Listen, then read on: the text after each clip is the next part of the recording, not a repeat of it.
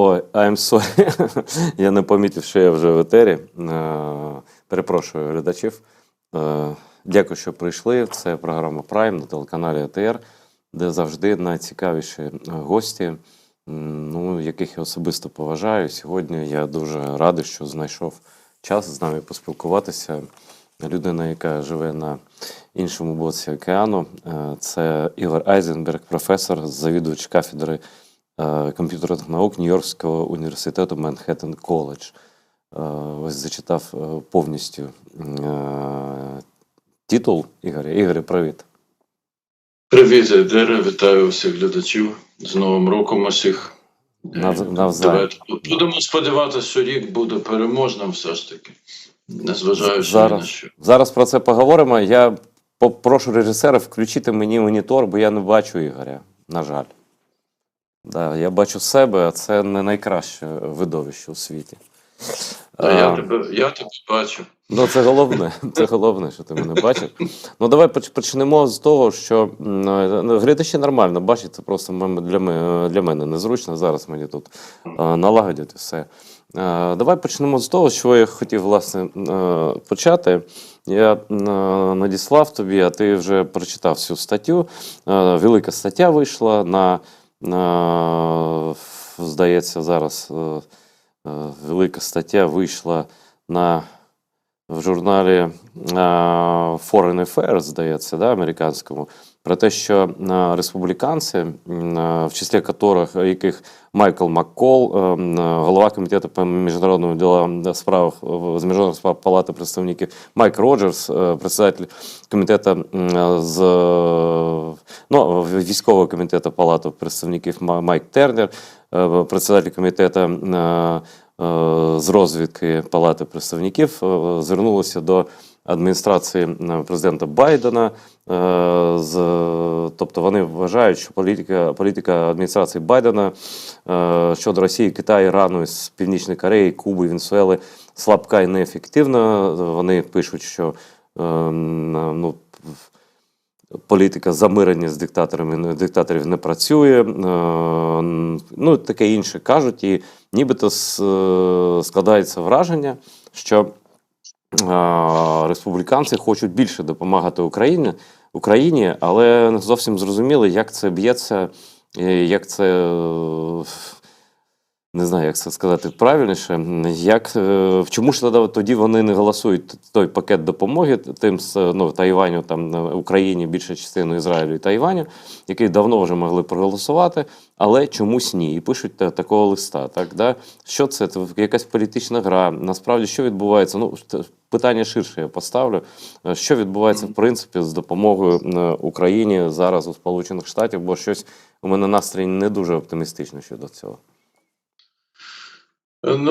Вони, насправді, цей документ опублікований він ще 5 грудня, це стаття зараз в журналі, просто журналісти побачили, до цього не бачили. Не бачили, тому що, насправді, це абсолютно пропагандистський такий документ, просто це, я би сказав, документ внутрішньополітичної боротьби американської. Тому що там нічого немає такого, що ми не чули, і, власне, я не знаю, чи ти дивився цей документ в оригіналі. Він починається з такої конфронтаційної риторики на адресу адміністрації, що зрозуміло, що це абсолютно документ внутрішньополітичної американської боротьби. І справа в тому, що у цих трьох голів комітетів Палати представників, республіканців, які вони я абсолютно впевнений, що ці троє, ця трійця, вони насправді щиро підтримують Україну, але вони, перебуваючи в такій меншості в своїй фракції, вони не здатні зробити так, щоб насправді республіканці в Палаті представників підтримали надання Україні реальної допомоги.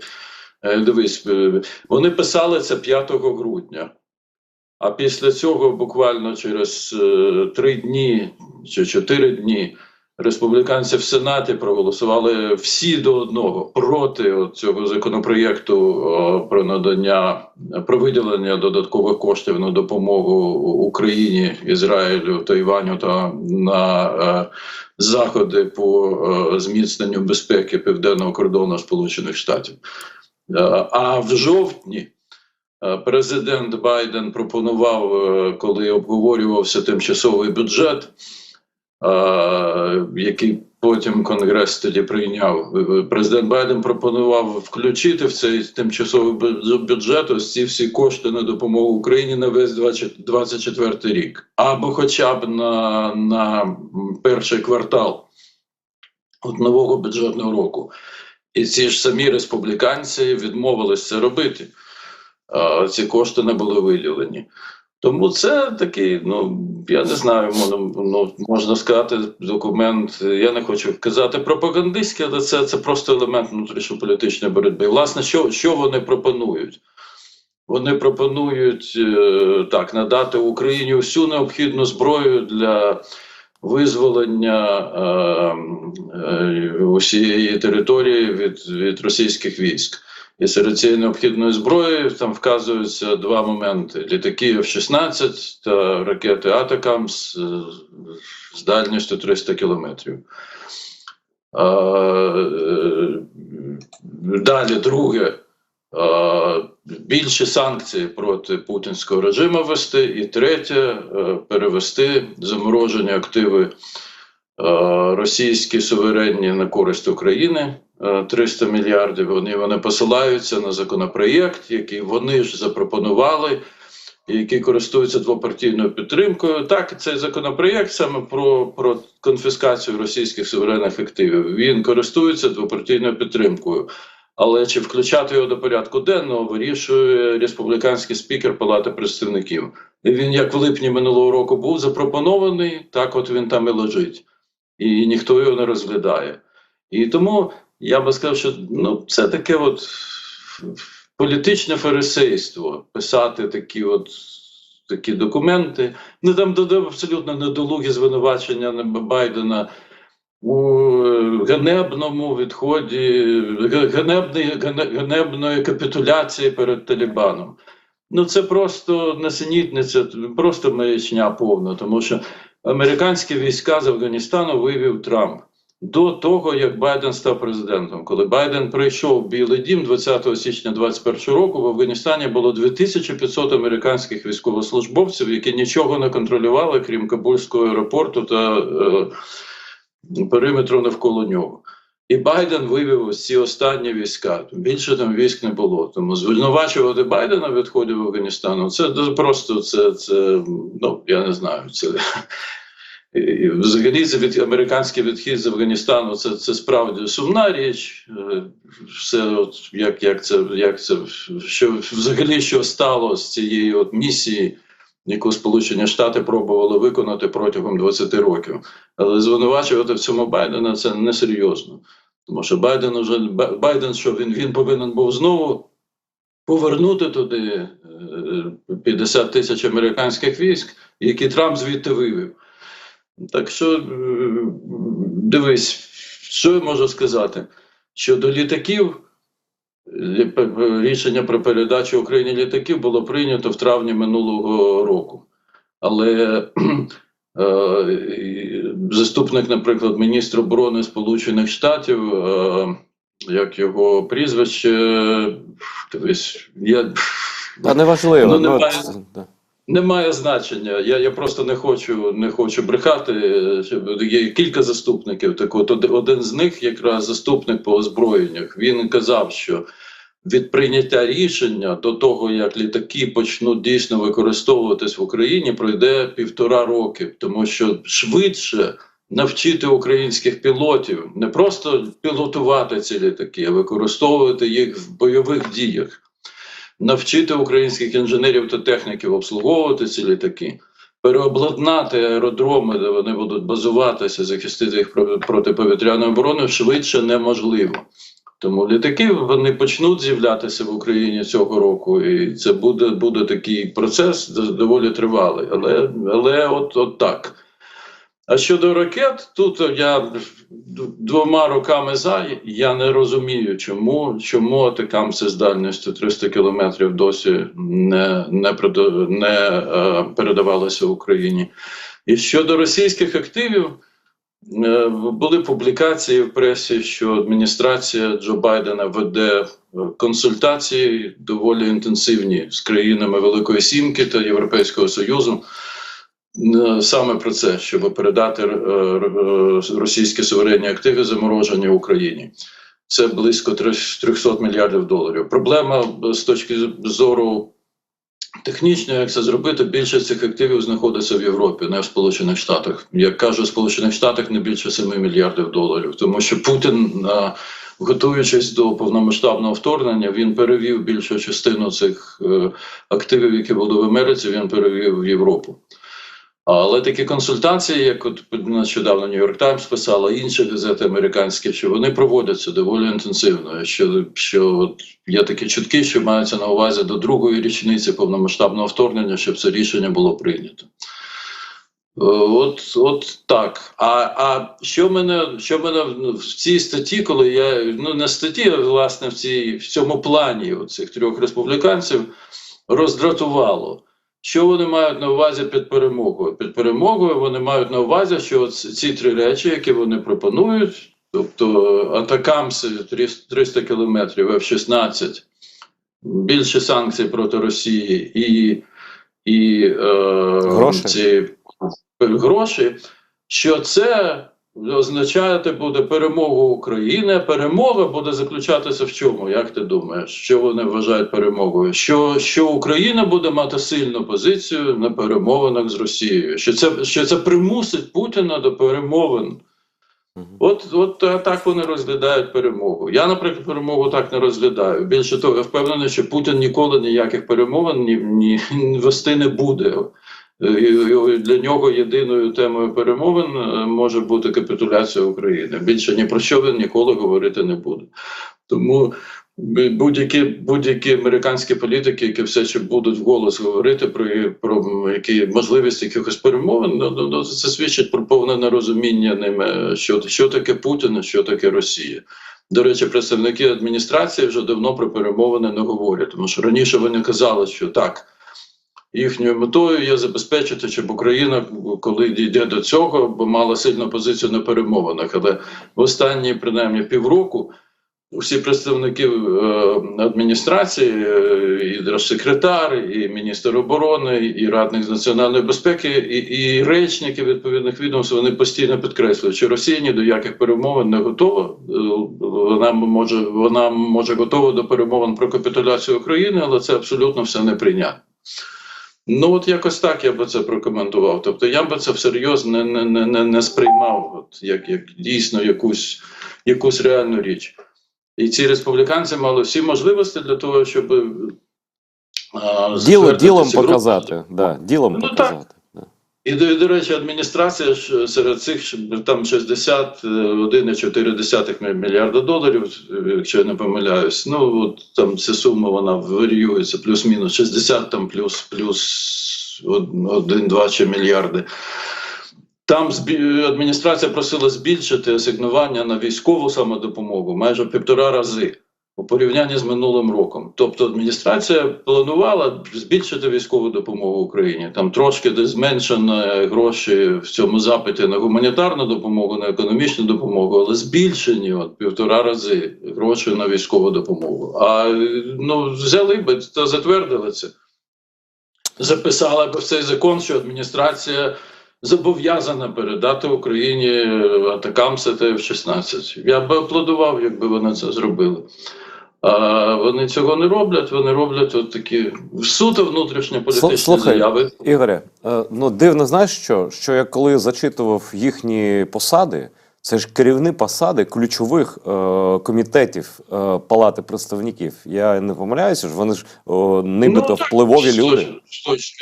З точки зору ключові комітети по безпеці і обороні, так, і зовнішній політиці.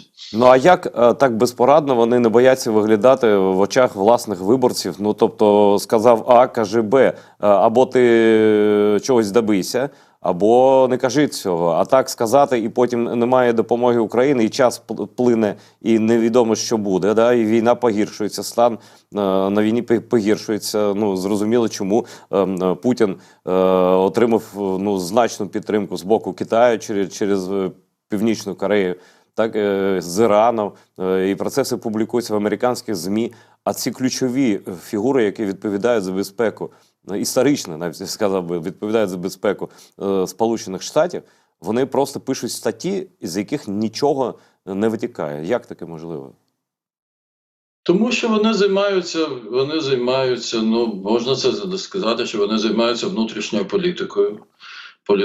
Насправді це політиканство, це така внутрішньополітична боротьба, тому що у нас тут рік виборів, будуть вибори в листопаді. І тому республіканці вони вибрали таку стратегію, що будь-які провали Байдена, або що вони покажуть, що у Байдена є провали, що це їм допоможе виграти вибори. І президентські вибори, і вибори до Конгресу. Ну, тобто, мета цього якось представити Байдена та його адміністрацію. Окей, Ігоре. Чорному світлі. Ну, це зрозуміло. Це така, завжди в американських виборах там була дуже крута критика, і це така певна традиція, але, здається, трохи вже переходить за межу здорового глузду це все, бо більшість американців все одно підтримують, більшість виборців підтримують допомогу Україні і Ізраїлю, так? Тобто вони фактично затримуючи цю допомогу, а може взагалі її не дадуть, в принципі. Таке теж розглядається такий варіант. Да, ну, там упруться там і скажуть ні. Поки там цей кордон не зробити там мармуром білим там 8-метровий там паркан, то нічого не дамо, так? А як на це виборець подивиться американський? Так дивись, там же в цьому ж пакеті там є гроші, 14 мільярдів. Адміністрація попросила для зміцнення безпеки на кордоні. Які вони так а в чому проблема тоді? Виділяють. А в чому тоді проблема? Тому що там адміністрація просила гроші на те, щоб там будувати паркан по всьому кордону, і для щоб краще облаштувати усі пункти переходу кордону для того, щоб шукати наркотики, які переправляються через кордон. А наркотики переправляються зовсім не нелегалами. Наркотики переправляються, 99% наркотиків потрапляє з Південної Америки через мексиканський кордон, дійсно, в Сполучені Штати, на легальних пунктах пропуску. Їх перевозять там в вантажівках, такі роблять спеціальні, ну, десь там ховають. І адміністрація просила гроші на те, щоб закупити апаратуру, відповідно, взяти на роботу більше митників та збільшити кількість офіцерів прикордонної служби для того, щоб боротися з цим ефективніше. Вони ж не це гроші не виділяють. І це, ну я кажу, це внутрішня політична боротьба, тому що це бажання показати, що адміністрація Байдена, вона слабка, що вона не може то, не може це, не може перше, друге, третє, десяте. І навіть, дивись, наш спільний з тобою друг Юра Рашкін, він минулого тижня бесідував цілу годину з генералом Беном Ходжесом. Генералом у відставці, колишнім командувачем військами США в Європі. І я це інтерв'ю переклав, Юра мене попросив допомогти. І я його, оскільки я його перекладав, я його спочатку прослухав повністю, потім перекладав. Генерал каже, що республіканці не зацікавлені в вирішенні цієї проблеми на кордоні. Вони навпаки зацікавлені в тому, щоб вона не була вирішена до виборів, для того, щоб казати, що це Байден винний в цьому. Так що вони вирішили для себе, що для них оця внутрішньополітична боротьба, вона важливіша, що їхній прихід до влади, їхня перемога на виборах важливіша, ніж будь-що інше. І тому йде ця торгівля, я б сказав, що це торгівля на крові українців, на крові ізраїльтян.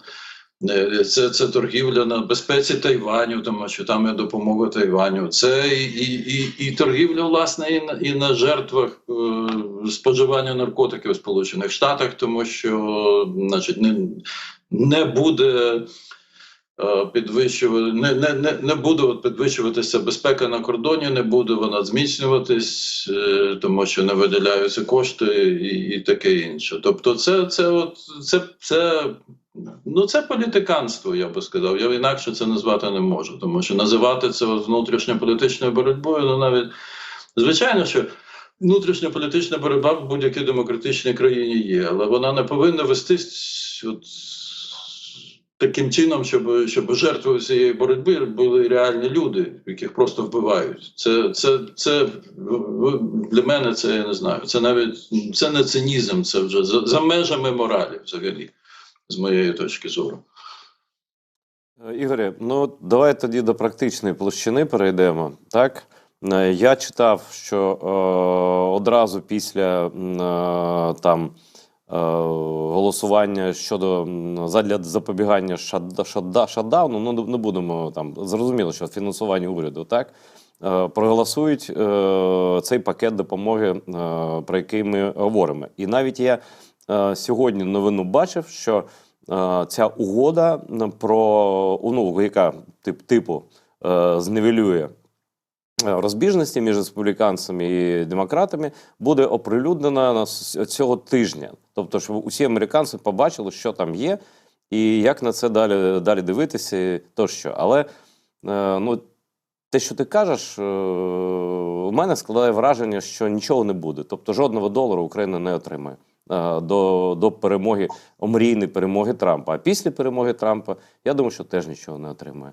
Ну, от так, це песимістичний прогноз, але зараз виглядає це як саботаж, просто відвертий, власне, саме як ти сказав, на крові. Ну, дивись, я би так песимістично на це не дивився. Тому, а я спеціально так сказав, щоб ти реальну картину свою. Тому що є і тиск виборців.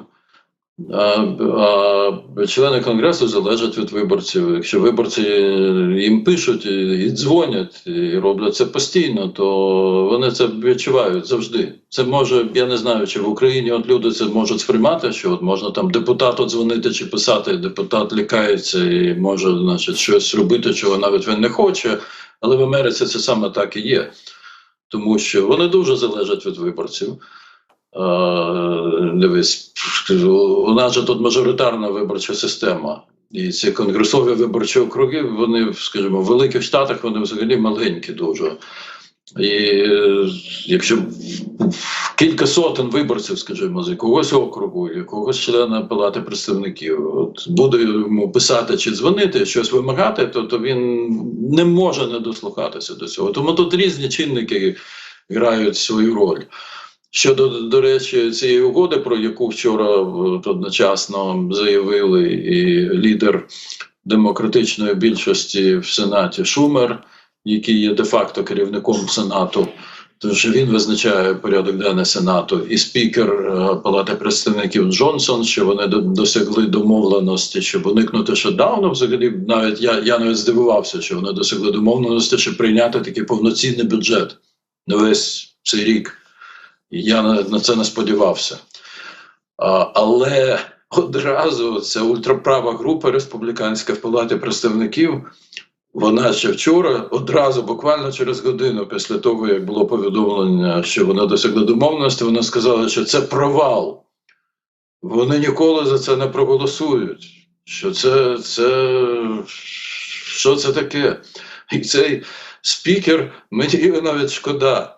Він залежить від них так само, як попередній спікер, якого вони просто саме за те, що він тимчасовий бюджет провів через Палату, вони його викинули на смітник. Так само вони можуть з цим спікером зробити, тому що він є заручником цієї ультраправої групи. Тобто, як таке можливо, Ігоре? Ну як можливо таке, що є такі серйозні люди, там голови комітетів, авторитетні там такі поважного віку політики, і їх фактично за горішки тримає якась група, яка фактично паралізує роботу Конгресу. І я тобі наведу приклад, який дуже сумний. Наприклад, в суботу наш провідний кандидат в президенти від республіканської партії Дональд Трамп, він виступав на передвиборчому мітингу в штаті Айова, і він, значить, якраз в суботу, позавчора було 6 січня, річниця спроби державного перевороту, яку Трамп ініціював. І він назвав усіх засуджених за участь у штурмі Капітолія, він їх назвав заручниками, закликав до їхнього звільнення, ну і так далі, і таке інше, що вони заручники, вже патріоти, і от їх тримають у заручниках. Ну, що Трамп це сказав, це не дивно. Але вчора, в неділю, наступного дня, після того, як він це сказав, на телеканалі MSNBC, у програмі «Зустріч з пресою», це така щотижнева програма, там, як правило, запрошують політиків відомих і беруть у них інтерв'ю. Там була заступниця лідера республіканської фракції Палати представників Еліс Стефаник,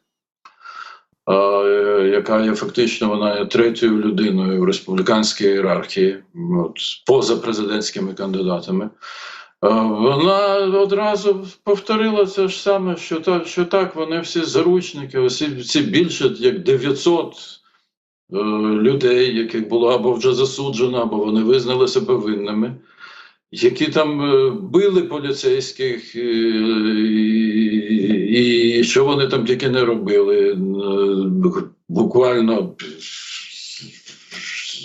руйнували все, що бачили, і били вікна і так далі, і таке інше. Вона теж їх назвала одразу заручниками, хоча досі цього ніколи не робила. Тобто це просто означає, що республіканська партія на сьогодні вона настільки боїться сказати, не те, що зробити щось проти свого лідера, сказати навіть щось, що якось іде не в унісон з тим, що каже він. Це просто жахливо. Це насправді жахливо. Тому я кажу, я би не був таким песимістом, щоб казати, що взагалі ухвалення цього законопроєкту не є можливим. Але його ухвалити буде важко, і вікно можливостей для його ухвалення є дуже маленьким, тому що наступного понеділка у нас починаються праймеріс, от будуть праймеріс в штаті Айова перші, там кокуси, не праймеріс, такі партійні збори, де будуть вибирати делегатів на з'їзд республіканської партії, який, безперечно, Трамп виграє, і от він почне вигравати праймеріс в одному штаті за другим, один за одним він буде перемагати, і чим більше він буде перемагати на праймеріс, тим буде менша ймовірність, що республіканці в Конгресі будуть робити будь-що, що йому не подобається. І тому я би сказав, що вікно можливостей для прийняття цього законопроєкту є от січень, коли ймовірність вона все ж таки більша, що його можна буде прийняти, і початок лютого. А з середини лютого, з другої половини лютого, я думаю, що там, коли Трамп виграє перші 5-6 праймеріс в перших 5-6 штатах, республіканці в Конгресі, вони нічого робити не будуть, що його може дратувати, що йому може не сподобатися. Ну, дуже прикра картина і для України, і для Європи, і для американської демократії. Це просто ганьба, насправді. Я читав Абсолютно з тобою згоден. Це ганьба, і це дуже прикро, тому що це дуже небезпечно. Крім того, що це прикро, і це ганьба, це дуже небезпечно і для Америки, і для всього світу. І от Байден виступав з промовою в п'ятницю, він фактично почав цим свою передвиборчу кампанію, де вся його промова була присвячена тому, що ці вибори будуть мати, власне, єдиний пункт в порядку денному. Чи збережеться Америка демократичною країною такою, як ми її знаємо, чи ні. Тому що це буде питання, на яке будуть відповідати американські виборці. Ну, політична система вже паралізована фактично, і ми це бачимо, да. Вона паралізована, я тобі наведу ілюстрацію всім глядачам, щоб от розуміли, наскільки. От Конгрес цього скликання, 118-го, він почав працювати рік тому, 3 січня минулого року. Він зміг прийняти за рік своєї роботи 22 закони, всього-навсього. 3 з них – це про перейменування там різних федеральних установ. 1 про випуск пам'ятної монети, а решта, здебільшого, це закони про різні пільги ветеранам армійським, які зазвичай підтримуються обома партіями. Тому що от іде таке протистояння, такий розкол, що вони просто не спроможні домовитись бодай про щось.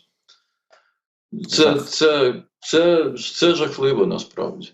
Ну, давай продовжимо. Ну, продовжимо про Трампа. Ти згадав про його цей виступ, де він назвав людей, які вже отримали, ну, більшість з них, я так розумію, вирок суду за участь в повстанні.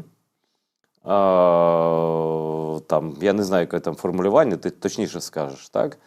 І коли він таке каже публічно, ну, напевно, це судді Верховного суду, які будуть розглядати заборону у двох штатах. Ну, спочатку, здається, в Колорадо заборону навіть йому брати участь у праймеріс, про які ти згадав, так? Він, може, дав їм якісь козирі суддям, які ставляться до цього, цієї події, як до повстання незаконного з метою там знищення конституційного ладу, устрою Сполучених Штатів. Який твій прогноз? Два штати, здається, таке рішення прийняли, але остаточне рішення за Верховним судом Сполучених Штатів. Я не знаю, хто там судді, я не знаю, який склад, кого там Трамп призначив, не призначив за свою каденцію. Який розклад там має бути, може бути, точніше. Розкажи про цю тему, наскільки це ймовірно, щоб йому заборонили брати участь, Верховний суд, щоб заборонив, і таким чином рішення Верховного суду, вони вже остаточно, так? Так, ну дивись, я не юрист, але я думаю, що Верховний суд йому не заборонить.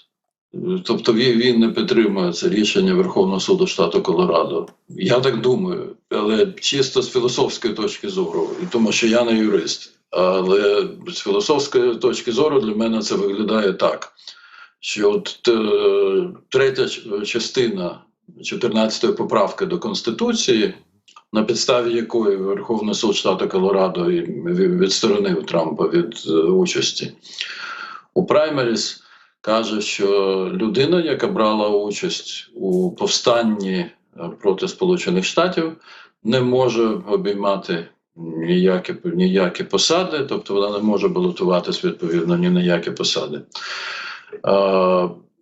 Там не говориться про те, що означає, що людина брала участь у повстанні, чи означає це, що хтось цю людину там бачив, чи означає це, що стосовно цієї людини є вирок суду, що людина брала участь у повстанні. Ця поправка, вона була серед інших поправок до Конституції, вона була прийнята після громадянської війни. І метою було те, щоб діячі конфедерації і активні учасники громадянської війни з боку конфедерації, щоб вони не могли обіймати ніякі посади, не могли нікуди балотуватися. І з тих пір не було ніяких приводів для того, щоб посилатися на цю поправку та її використовувати. Тому що з тих пір до грудня 20 січня 2021 року не було спроб ніяких повстань і державних переворотів в країні. Мені здається, чисто з філософської точки зору, що я так я дивлюсь, які рішення приймає Верховний суд. У ньому є 6 консервативних суддей, там 2 таких є ультраконсерватори абсолютних, призначені батьком та сином Бушами. Є 3 судді консервативних, один з яких теж таки ультраконсерватор, які були призначені Трампом. Є голова суду, який є поміркованим консерватором, Роджерс, який був призначений Бушем молодшим. І є 3 ліберальні судді, призначені демократичними президентами. Но справа в тому, що коли Верховний суд розглядає щось, і це щось регулюється законом якимось, абсолютно, я точно закон каже, що так, так, так і так, то усі ці судді, ким би вони там не були, консерваторами, лібералами, якими не були їх філософські погляди, вони розуміють, що вони судді, які мають керуватися законом. і вони приймають тоді рішення згідно закону, от, який каже, що отак, і так, і так, і ніяк інакше. І цей Верховний суд з його консервативною більшістю, він вже приймав рішення проти Трампа. Він відмовив йому в розгляді позову щодо виборів ще в грудні 2020 року. Там був позов 19 штатів, позов генеральних прокурорів 19 червоних республіканських штатів, щоб скасувати результати виборів у кількох штатах. Він приймав рішення проти Трампа, коли Трамп вимагав, що він не може, він має імунітет від того, щоб надавати свої податкові декларації Палаті представників і надавати податкові декларації там прокурорам штату Нью-Йорк. Верховний суд сказав, що ні. Немає такого імунітету. Тобто є закон, і судді, вони, якщо є закон, то вони забувають про свої ідеологічні переконання, навіть якщо їм цей закон не подобається. От коли закону чіткого немає, то звичайно, що вони можуть трактувати цей закон, кожен суддя трактувати інші закони, які ведуть до певної конкретної ситуації. Коли вони це трактують, то вони можуть користуватися своїми ідеологічними переконаннями. Так до чого я веду? Трамп не визнаний ніяким судом винним в тому, що він брав участь у повстанні проти Сполучених Штатів. І я думаю, що через це Верховний суд може сказати, що допоки він не визнаний винним, він є невинним. Але Ігоре, на якихось підставах верховні, там теж судді сидять авторитетні, поважні, напевно, теж консервативні, різні. Вони ж є якась мотиваційна частина цього рішення і в Колорадо, і в іншому штаті, я просто забув назву. В Колорадо, до речі, там цікаво було, там державний секретар штату, вона, до речі, демократка, вона обрана персона. Державні секретарі штатів, вони відповідають за проведення виборів. Вони, так би мовити, от як голови центральних виборчих комісій штатів. І вона зареєструвала Трампа. Тобто там були кілька громадських організацій. Вони звернулися до неї, щоб вона відмовила Трампу в реєстрації. Вона його зареєструвала, хоча вона написала в своєму рішенні, що так він закликав фактично до державного перевороту, але от оскільки він не має судового вироку щодо нього, то значить, ми не можемо його називати винним. Ці громадські організації, вони подали апеляцію до Верховного суду штату Колорадо, і Верховний суд штату Колорадо більшістю 4-3 в один голос він скасував її рішення, сказав, що Трамп не може брати участь у праймеріс, тому що він закликав до державного перевороту, до повстання саме на цій підставі. В своїй апеляції до Верховного суду США Трамп каже, що те, що він там виступав на мітингу своїх прихильників, що це захищається першою поправкою до Конституції, яка стверджує, що є свобода слова, і тому трактувати це як його заклик до перевороту, що він брав участь у перевороті, ніяк не можна. Подивимось, що скаже Верховний суд. Я думаю, що він може сказати, що оскільки немає судового вироку, от те ж саме, що державна секретарка Колорадо сказала, то не можна вважати його злочинцем, оскільки він не засуджений судом. Це моя така от особиста точка зору з філософської такої, розумієш, позиції. І оскільки я не юрист, мені... Тут, Ігоре, тут просто, це моя улюблена тема. Я багато там читав, дивився про рішення Верховного суду Сполучених Штатів. Вони такі різні, вони так по-різному мотивувалися. І може бути абсолютно все, що завгодно. Тобто тут так передбачити навіть тобі, професору, важко. Може, але я кажу, що є дві такі множини рішень. Одна це коли є закон, і вони просто кажуть, що це закон каже так, тому інакше ніяк бути не може. А інше, коли закону, який регулює щось, немає, і це тоді залежить від того, як інтерпретуються Тут інші закони стосовно залежить випадку. і від того, наскільки якісні адвокатські промови там будуть, так? Залежить від усього, в принципі. Звичайно. Да. Звичайно, залежить від цього, залежить від аргументації, тому що якщо Ну, тому що, адвокати пам'ятаєш, Трампа... там була така історія, ну, це просто, щоб глядачам було зрозуміло, я думаю, ну, не більшість, але велика частина нашої аудиторії колись бачила фільм «Народ проти Ларрі Флінта», так? І там суд Верховний, там теж була перша поправка, вона написана дуже давно. Вона дуже загальна, таке формулювання, дуже загальна. Вона взагалі ну, є там 200, або я не знаю скільки розширюваних, я не знаю, як правильно українською не сказати, трактувань, які стали в різні роки прецедентами для вже більш чітких визначень, так, на яких базується рішення там судів. Так? І тут, в принципі, Верховний суд може вчинити так, як ти сказав. Тобто в нього абсолютна влада у Сполучених Штатах. Він може сказати, ми трактуємо цю 14-ту поправку, яка наділа де-факто там більше ніж 150 років. Так, ми трактуємо її так, і ніхто їм нічого не скаже. Ну вони, звісно, вони мотиваційну частину вони напишуть. Ну гадати тут абсолютно таке.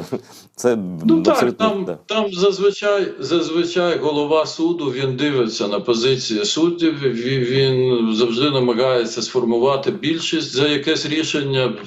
Їх 9 цього суддів, і завжди він намагається сформувати більшість, щоб було більше ніж 5 за щось, щоб це було міцніше рішення.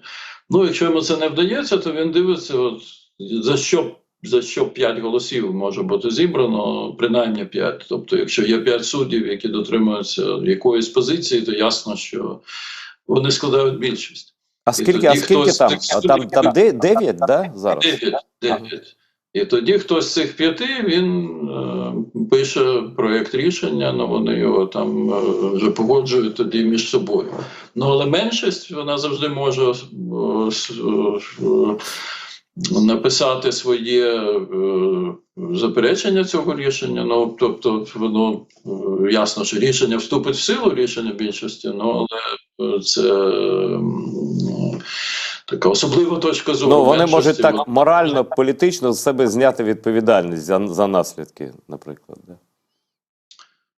Так, тому що вони завжди, як правило, меншість публікує свою точку зору, особливу точку зору, чому вони не підтримали те чи інше рішення, щоб це публікується, тобто це люди можуть прочитати, чому вони виступали проти відповідного рішення. Подивимось, на 8 лютого призначений розгляд цієї справи в Верховному суді, вони як будуть слухати.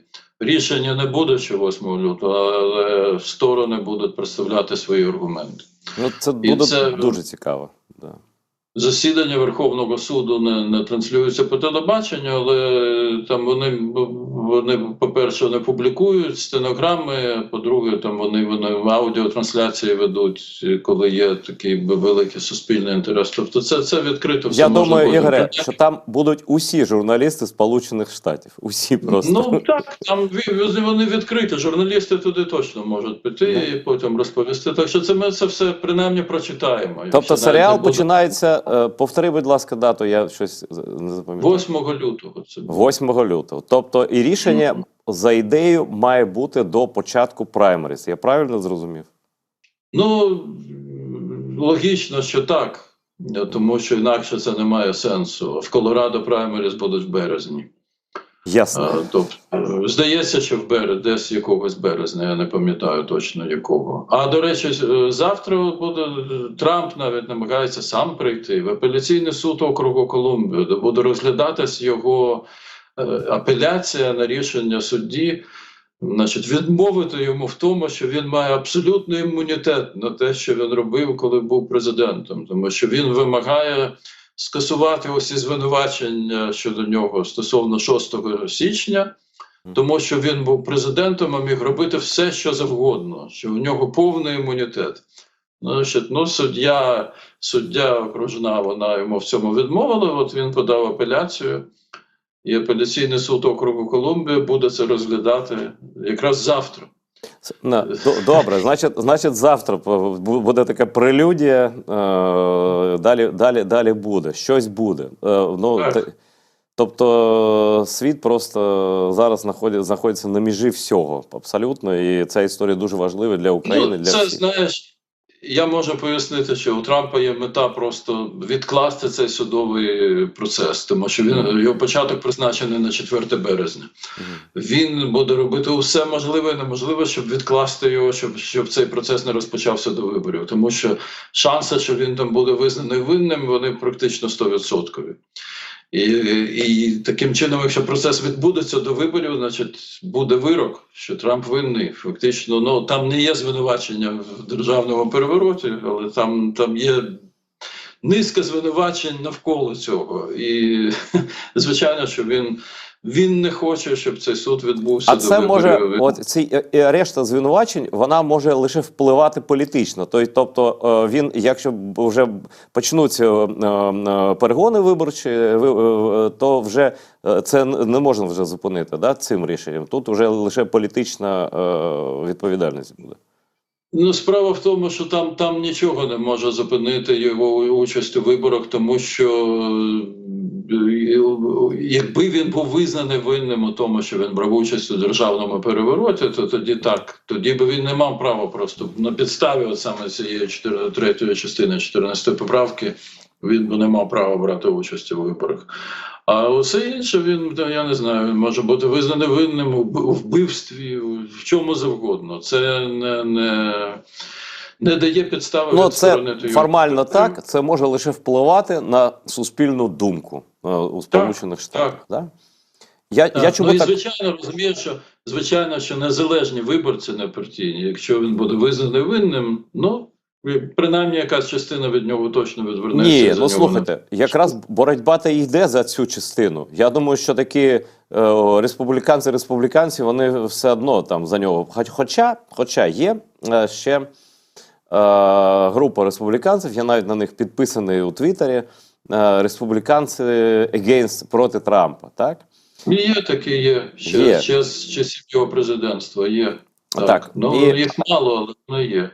Дивись, тут ще одна колізія. Чому я так подробно про Трампа питаю? Бо я бачив, здається, у штаті Мен, це дуже такий, здається, демократичний штат. Він здебільшого демократичний, хоча він такий 50 на 50, я би сказав. Тобто свінг стейт все ж таки, так? Так, там сенаторка одна, вона республіканка звідти, хоча вона поміркована дуже. Нормальний штат такий, у мене там товариш один живе. Я про що кажу? Про те, що там праймеріс ще не було, але за рейтингом там Трамп, 37% набирає або більше, просто не пам'ятаю. І вона від нього відстає там на 4 пункти. Далі там йдуть різні там Рамасвамі, прості мені господи, там абсолютно божевільний, політичний, просто Хлестаковий якийсь. Але другою йде, принаймні там, йде Нікі Хейлі. Нікі Хейлі, розкажи трохи про неї, не набагато в нас часу, але час все ж таки є, ще 12 хвилин. Нікі Хейлі і її можливість стати кандидатом від республіканської партії і таким чином змінити, в принципі, настрої в партії. Наскільки це реалістично і наскільки це нереалістично? Якщо Трамп залишається в перегонах президентських, її шанси дорівнюють 0. Це абсолютно точно. Ніяких сумнівів не може бути. Але в такому штаті, як Мен штат, він, скажімо, 55% демократичний штат, 45% він республіканський. Тобто він такий на межі, хоча на президентських виборах там зазвичай виграють демократичні кандидати. Але там багато поміркованих республіканців. І ще це маленький, один з найменших за територією населених штатів. Так, і там республіканці здебільшого помірковані. Я кажу, там сенаторка від штату Мен, вона республіканка Сьюзен Колінс, вона, напевно, одна з найбільш поміркованих республіканських законодавців. Тобто там у Нікі Хейлі можуть бути певні шанси ну, здобути багато голосів, принаймні, на республіканських праймеріс. Але в цілому шансів немає просто тому, що така от республіканська партія сьогодні. Ні 39 мільйонів приблизно зареєстрованих членів, із них до 25 мільйонів вони абсолютно підтримують Трампа. Немає абсолютно значення, що Трамп робить, що він каже, що про нього стає відомим. Просто для них інших кандидатів не існує. І тому, ну дивись, в якихось синіх штатах, якихось, де республіканці здебільшого помірковані, Нікі Гейлі, напевно, може щось отримати, можливо, може навіть в якомусь штаті і перемогти. В синьому. Я маю на увазі от на республіканських праймеріс. Але шансів на те, щоб отримати номінацію, немає, тому що в червоних штатах республіканських там беззаперечно всюди переможе Трамп. І тому, якщо він залишається у цих перегонах президентських, ні жодного іншого республіканського кандидата шансів немає.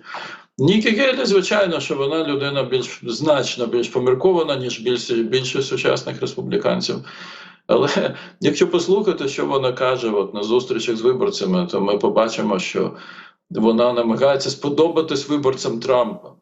Тому що вона каже деякі речі, які, ну вони є, розумієш, це смішно, коли, наприклад, вона не може відповісти на запитання, що було причиною громадянської війни.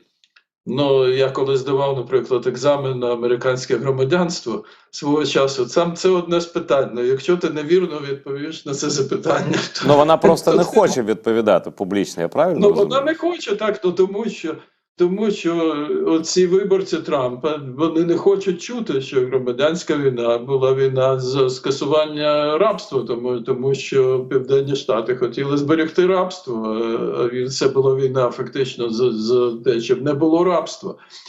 І якщо інакше відповісти на це питання, чи то на екзамені на отримання громадянства, чи просто на екзамені по історії, то ти просто провалиш екзамен. А вона на це питання не хотіла відповідати, тому що вона хотіла сподобатися цим ультраправим виборцям Трампа. До речі, сам Трамп у тому ж виступі в Айові в суботу, він звинуватив Авраама Лінкольна в громадянській війні. Він сказав, що треба було йому перемовини провести з конфедерацією, тобто перемовини про збереження там рабства. О, послухай. І не було б громадянської війни, і про Лінкольна би ніхто не знав. Послухай. Я дуже добре, що ти сказав, тут у нас залишається 7 хвилин, тому що якраз про це я хотів запитати. Такий перехід природний відбувся. Ось ці республіканці, яких ти згадав, кажуть про перемовини з Путіним. Хтось інший каже про перемовини. Там, тут, в Європі, в Америці.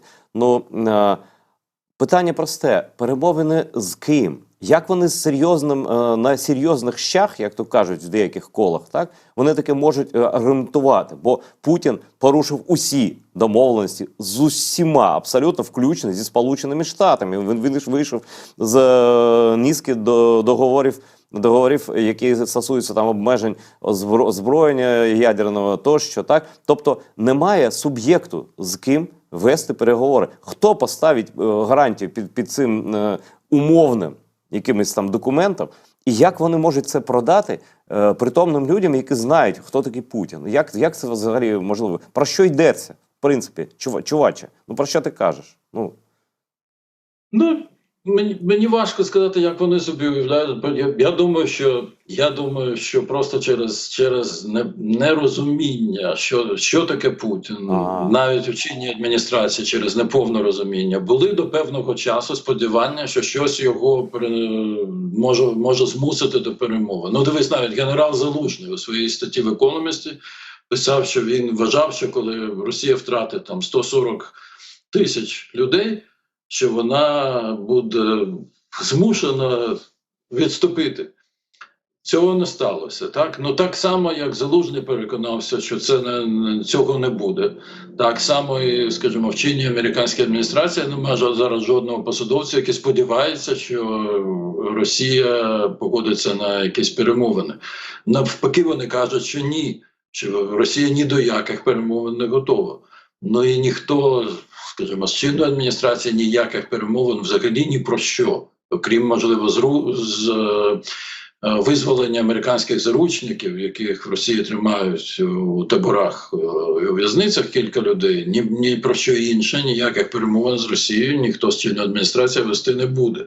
Але якщо, скажімо, переможе на виборах Трамп, я думаю, що одним з перших його кроків буде, він зустрінеться обов'язково з Путіним. Путін йому подзвонить, зателефонує привітати з перемогою, потім обов'язково буде зустріч. Тобто, ну так. Немає навіть в цьому жодного сумніву, тому що Трамп вірить, що він там має якийсь гіпнотичний вплив на все, що робиться в світі. І він же обіцяв, що він 24 години припинить війну. Ну, з чинної адміністрації точно ніхто ніяких перемовин вести з Путіним не буде. А щодо республіканців, ну так, ця трійця каже, там, що треба, щоб Україна мала сильні позиції на перемовинах. Там сенатор Венс з Огайо, трампіст, до речі, один з таких небагатьох в Сенаті абсолютних трампістів. Він каже, що Україна повинна відмовитись від частини території на користь Росії, щоб був мир і піти на перемовини. Ну це, я не знаю, люди, знаєш, це цинізм з одного боку, з другого боку недолугість може бути, з третього боку взагалі нерозуміння повного, що таке Росія, що таке Путін. Ну от коли ця трійця голів комітетів, які абсолютно освічені люди. Я не маю сумніву, що вони добре розуміють, що таке Путін, що таке Сі Цзіньпін, що таке Кім Чен Ін. Коли вони кажуть, що там про сильну позицію України на перемовинах з Путіним, і коли кажуть про це навіть не навесні 22-го року чи влітку 22-го року, а зараз, от в грудні 23-го року, ну це виглядає, це було б смішно, якби не було сумно, тому що, ну... Скажи, а от давай я я тобі філософське запитання поставлю. Як то, ну, ще перше, яйце або курка, да? От це що? Це загравання з недолугою публікою, тобто продаж їй абсолютно марних ідей, але таких привабливих. Ну, мир, він привабливіший за війну, правда? Так? думаю, що так. Я думаю, що саме так. Тому що вони заграють зі своїми виборцями, щоб продати саме з недолугою частиною своїх виборців, яких, на жаль, серед республіканських виборців доволі багато. Щоб продати такі прості ідеї їм. Це, я думаю, що саме так. У нас залишається 2 буквально хвилини, і тут я би хотів тобі дати слово. Може, я про щось не запитав, ти хотів сказати, і сидиш і думаєш, Мождабаєв, що ж ти не запитав про головне до мене?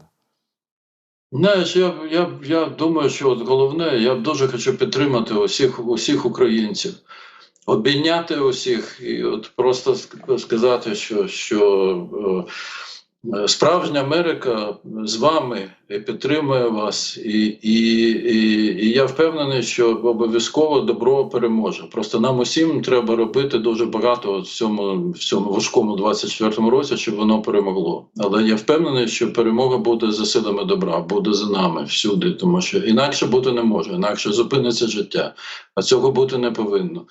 Тому от дуже хочу вас всіх обійняти і висловити абсолютну солідарність справжньої Америки з Україною. І я впевнений, що Америка буде з Україною не просто стільки, скільки потрібно, а буде завжди.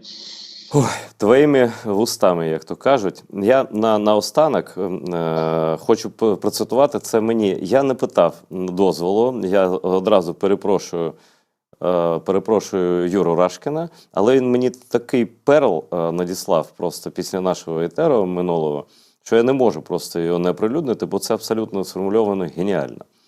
Юра написав, от ми про це ж дискутували, про що і зараз. Америка, це російською написано, Америка есть какая есть. Это нужно понять, принять и с этим работать. Как с добрым ребенком, у которого много денег и еще больше желаний, мало памяти и слишком много сахара в дієті. Ось на цьому я і хочу завершити наш сьогоднішній етер. Дякую дуже, Ігоре. Дякую тобі, Ідере. І бережіть усі один одного, бережіть. Ви усі потрібні для того, щоб відбудовувати Україну. І ми усі переможемо разом. Обов'язково. Дякую тобі. На все добре. Дивіться АТР далі. На все добре.